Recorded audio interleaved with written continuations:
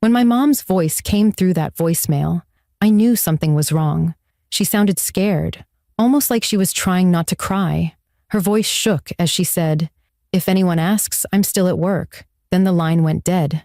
I called her right back, but there was no answer, just silence. 10 minutes later, her phone sent me a video. It was of my own driveway, shot from inside a car parked across the street. My heart started racing. I live alone, and my mom never jokes about things like this. I kept watching the clip on repeat, trying to make sense of it. The porch light flickered in the video, like it always does when it rains. That's when it hit me. The video was taken tonight. Someone using my mom's phone was sitting outside my house. If you were in my place, what would you do? Make sure to subscribe and comment where you're watching from, because this story will make you question what you think you know about safety. My name is Emily Carter. I'm 26 years old and work as a nurse in a small town outside Seattle. My mom, Linda, raised me on her own after my dad passed away 5 years ago. She's strong, patient, and the kind of person who always keeps her promises. She's the one who taught me that fear means you care about something worth protecting. We talk every night, no matter how late it is. Usually, it's about normal things, how her day went at the office, what I had for dinner, or what we're planning for the weekend. Lately, though, she'd been different, distracted. She'd say things like, "There was a man waiting in the parking lot again," or, "I swear someone followed me halfway home." I told her she was overthinking. I even laughed about it once. "Mom, maybe he just parked near you," I said. She didn't laugh back. That night was quiet. Rain was coming down in thin sheets as I drove home from the hospital. I remember thinking how good it felt to finally have a few hours to rest. My phone buzzed when I pulled into the driveway. A voicemail from Mom, left less than 10 minutes earlier. I pressed play, expecting her usual cheerful voice. But what came next made my stomach drop. Her breathing was uneven, and her tone was shaking. "If anyone asks, I'm still at work," she said. Then there was a thud, a short gasp, and the message ended. I froze. For a few seconds, I couldn't move. I just stared at my phone, replaying the message over and over. I called her again. No answer. I called a third time, then a fourth. Still nothing. Then my phone buzzed again. It was a new message. No text, just a video file sent from her number. My thumb hovered over the screen before I finally tapped it. The clip started shaky, like whoever was holding the phone was hiding it. It was filmed from inside a car. The angle was low, aimed straight at my driveway. The camera zoomed in slightly, focusing on my porch light, the one that flickers. Then the video cut off. No sound, no faces, just darkness. I stepped out of my car, scanning the street. Everything looked normal, but the kind of normal that doesn't feel right anymore. My chest felt tight.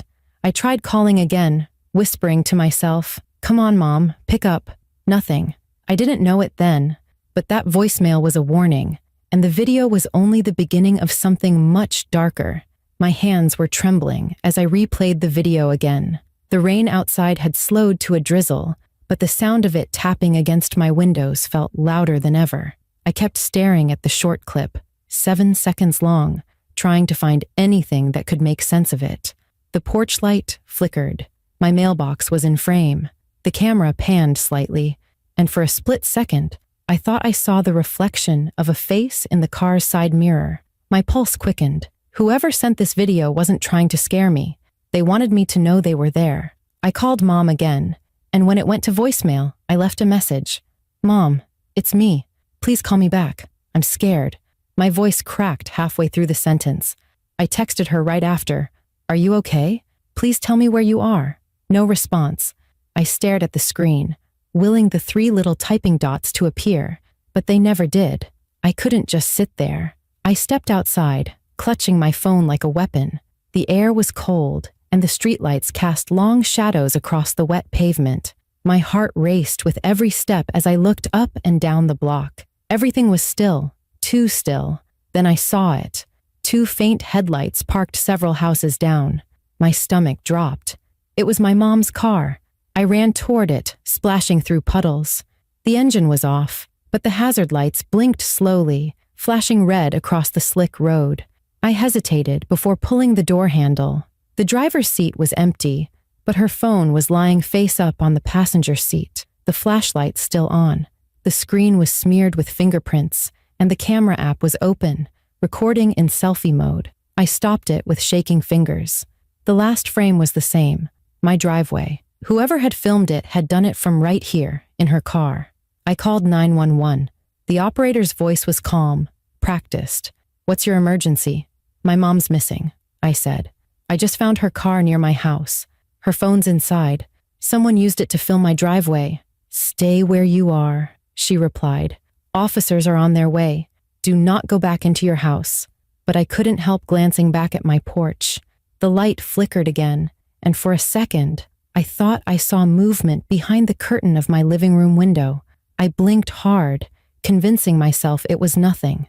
I told the operator my address and stayed on the line until I saw flashing lights at the end of the street. 2 officers arrived, a young man with a notepad and an older woman who looked like she'd seen everything twice.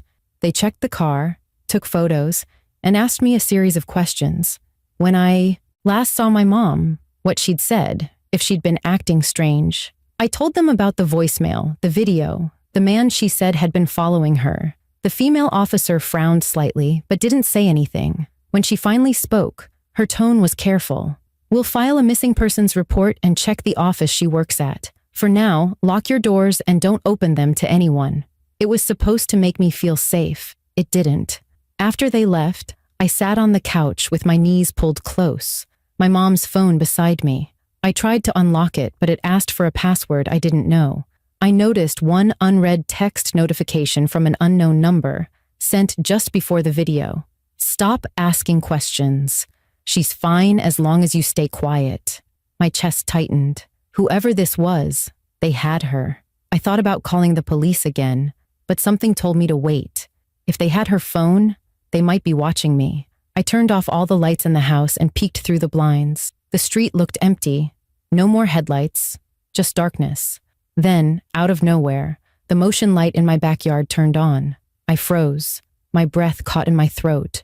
Someone, or something, was back there. I grabbed the nearest thing I could find, a kitchen knife, and walked slowly toward the back door. My phone flashlight quivered as I aimed it at the yard. The light revealed muddy footprints leading up to my porch. I followed them with my eyes until they disappeared near the fence. That's when my phone vibrated again. Another message from the same unknown number. "You're making this worse." I felt the world spin for a second. My mind was racing, trying to piece it together. My mom's warnings about the man in the parking lot, her trembling voice in the voicemail, the hidden fear she'd been carrying for weeks. Maybe she'd found out something she shouldn't have. Maybe whoever she worked for wasn't who they claimed to be. I backed away from the door, turned off the flashlight, and sat on the floor, listening. Every creak of the house sounded like footsteps. Every gust of wind felt like a breath against the window. For the first time in my life, I understood real fear, not the kind that fades after a bad dream, but the kind that stays, that whispers, "You're not alone." I didn't sleep that night. I just waited for the sun, holding my mom's phone and staring at the last message she sent me. "If anyone asks, I'm still at work." That sentence wasn't just a warning. It was a clue, and I was done waiting. By morning, the rain had stopped, but the air still felt heavy, like the storm hadn't really left. My head throbbed from staying awake all night, replaying the voicemail and the video over and over again. Every time I closed my eyes, I saw the reflection of that car mirror and the flicker of my porch light. I couldn't shake the feeling that someone was still out there, watching me, waiting for me to make a move. And that's exactly what I decided to do. The police hadn't called back yet, and every hour that passed felt like time slipping away from my mom. I wasn't going to sit here helpless while she was out there somewhere, scared or worse. I remembered the last thing she said in the voicemail. "If anyone asks, I'm still at work." The words looped in my head until they started to sound like a message, not just fear. Maybe she wanted me to go there, to her office. Maybe that was where the answer was.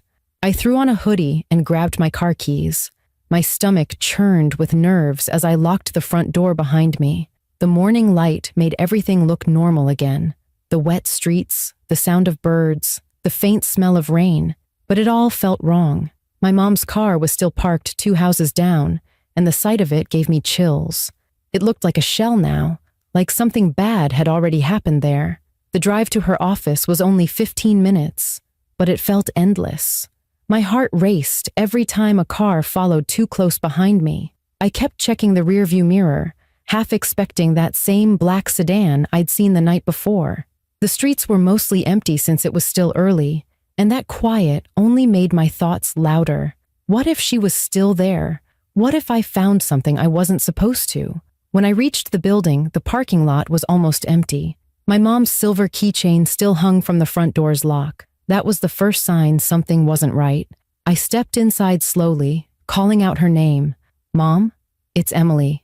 My voice echoed through the hallway, but no one answered. The office lights were off, except for one faint glow at the end of the corridor. I followed it, trying to stay quiet even though every creak of the floor felt deafening. Her desk was in the reception area, neat, organized, just like her. Her coffee mug was still half full.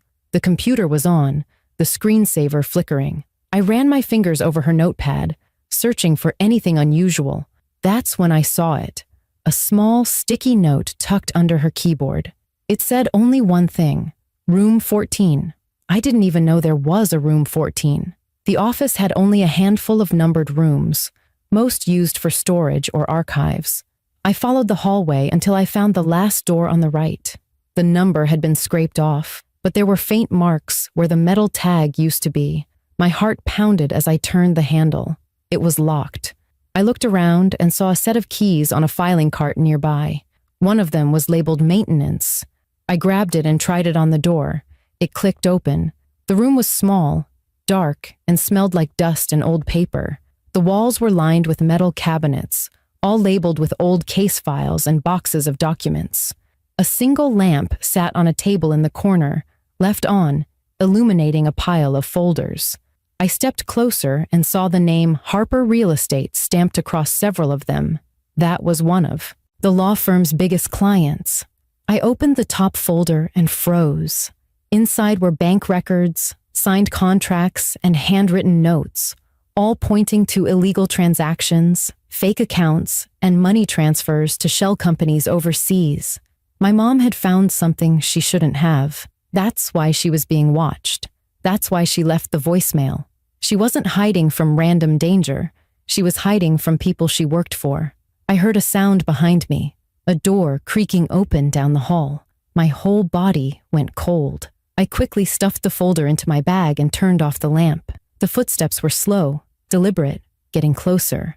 I peeked through the crack in the door and saw a man in a dark suit walking toward the reception area. He had something in his hand, maybe a phone, maybe a weapon. I held my breath as he passed by. He stopped at my mom's desk, glanced around, then walked straight to the hallway leading to room 14. My mind screamed to run, but my body wouldn't move.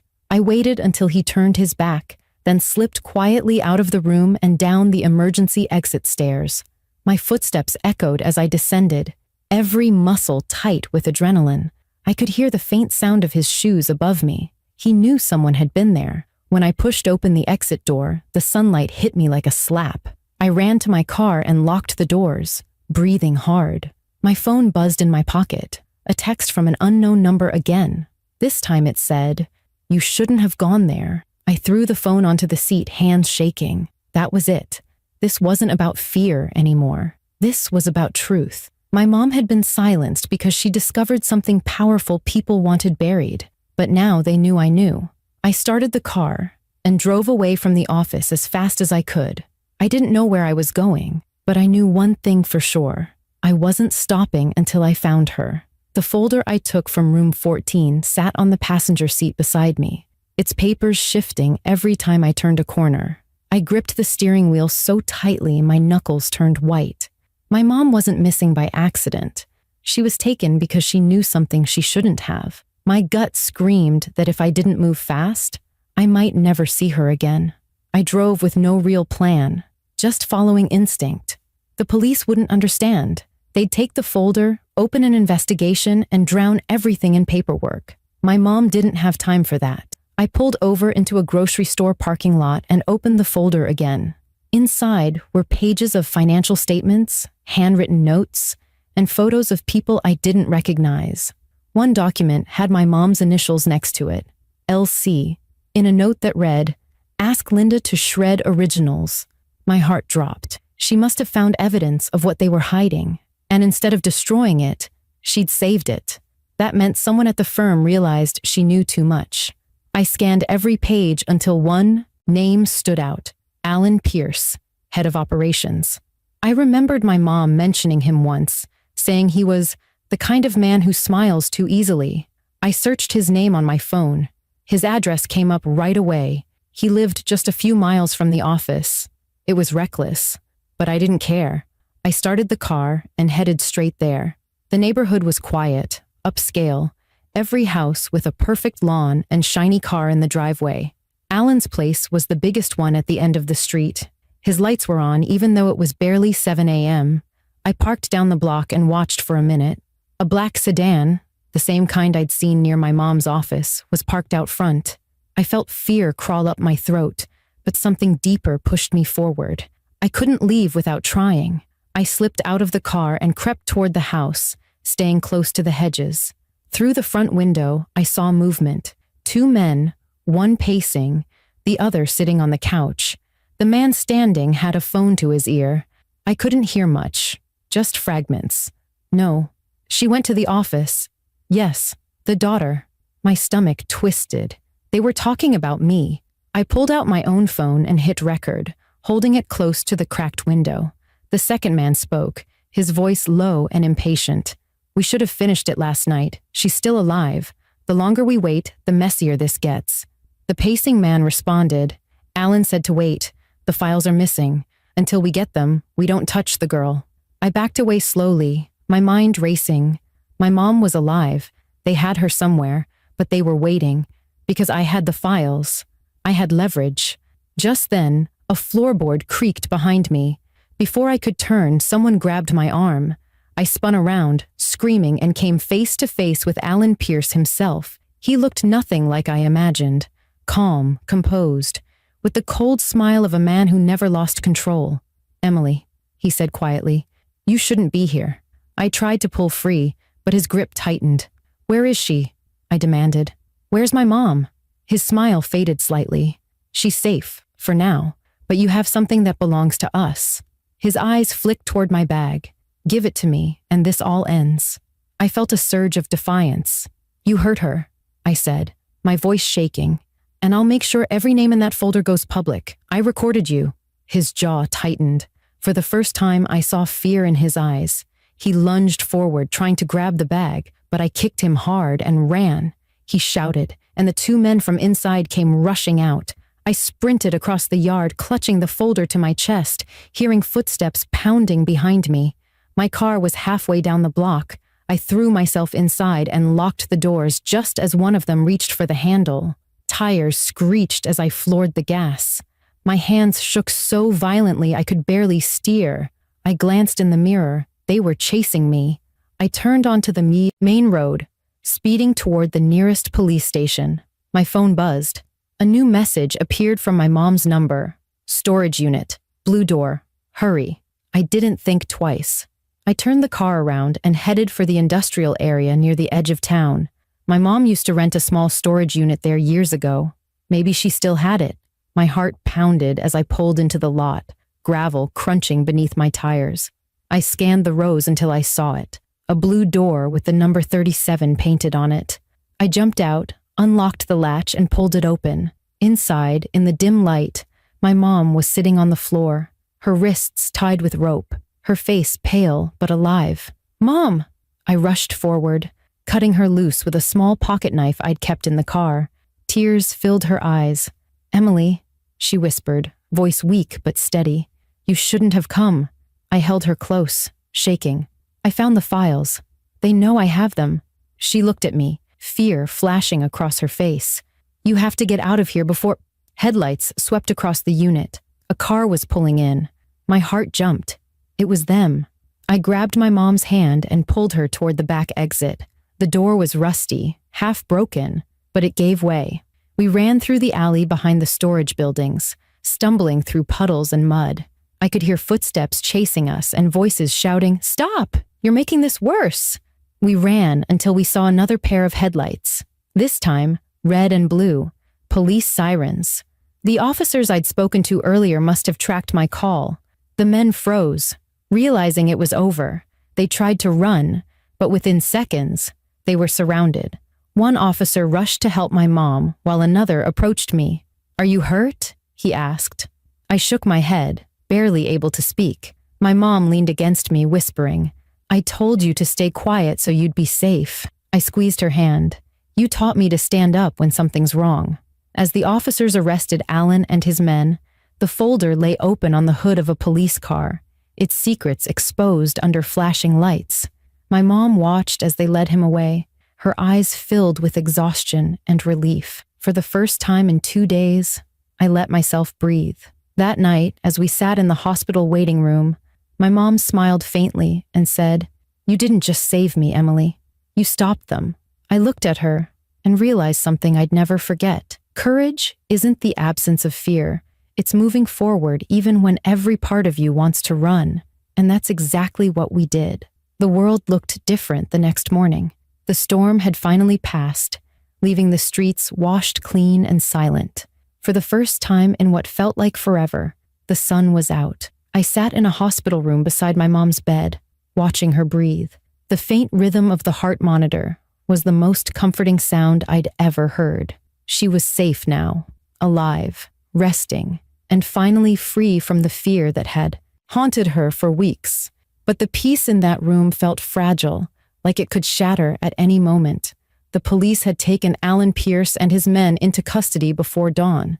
They recovered files, emails, and even surveillance footage from the firm showing how they'd followed my mom after she discovered their money laundering scheme.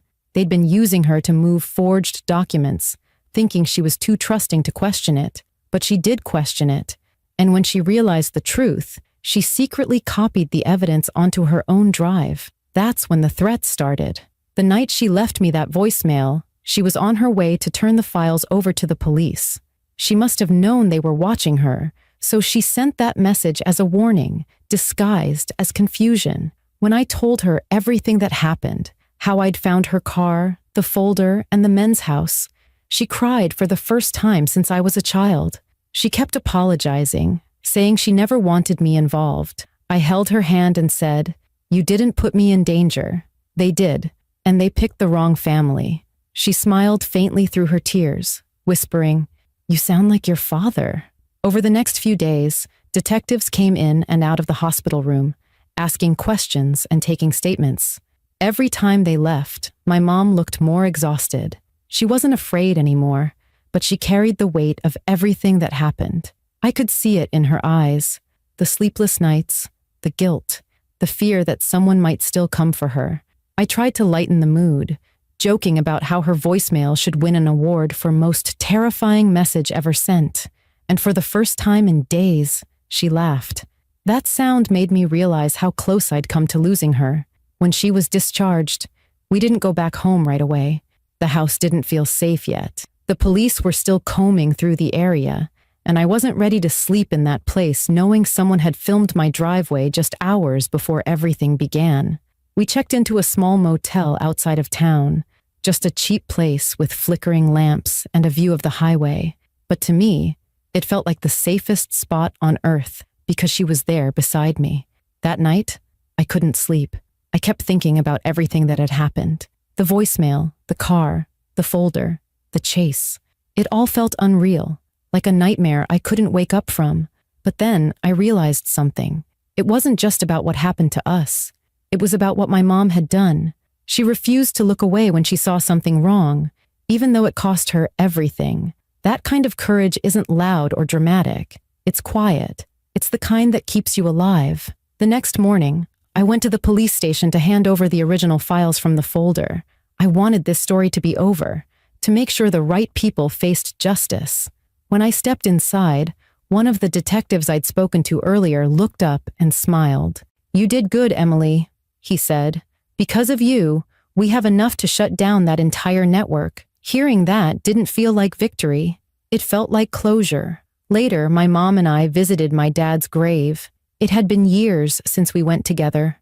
She laid a small bunch of wildflowers down and whispered something I couldn't hear. When she stood up, I saw strength in her eyes again. The same strength that had always held our little family together. On the drive back, she looked out the window and said softly, "I thought I was protecting you by staying quiet." I reached over and took her hand. "You were protecting everyone," I said, "and you taught me not to stay silent." Life slowly returned to something close to normal. My mom quit her job at the law firm and started working at a local community center. I moved her in with me until she felt ready to live on her own again. Some nights, we still talk about that voicemail, the one that changed everything. She jokes about how her voice probably made half the internet panic when the story went viral. But deep down, we both know it wasn't just a story. It was a reminder of how fragile life can be and how far love will push you when you're out of choices. Even now, months later, I sometimes catch myself checking the porch light when I come home. It still flickers. It's still the same house, but it doesn't scare me anymore. That light reminds me of my mom, shaky, imperfect, but still shining through the dark. Before all this, I used to think courage meant being fearless. Now I know it's the opposite. Courage is feeling the fear and stepping forward anyway. My mom did that the night she sent me the voicemail, and I did it when I followed the clues she left behind. Together, we turned fear into action, and action into survival. If you've ever lost hope or felt powerless in your own story, remember this. Sometimes the smallest act of bravery can change everything. Sometimes it just starts with answering the call. And if this story kept you on the edge like it did me while living it, make sure to subscribe to the channel for more true, emotional stories like this one, and comment below where you're watching from. I'd love to hear your thoughts, because every story we share reminds someone out there that they're not alone, and that courage, no matter how quiet, can still save a life.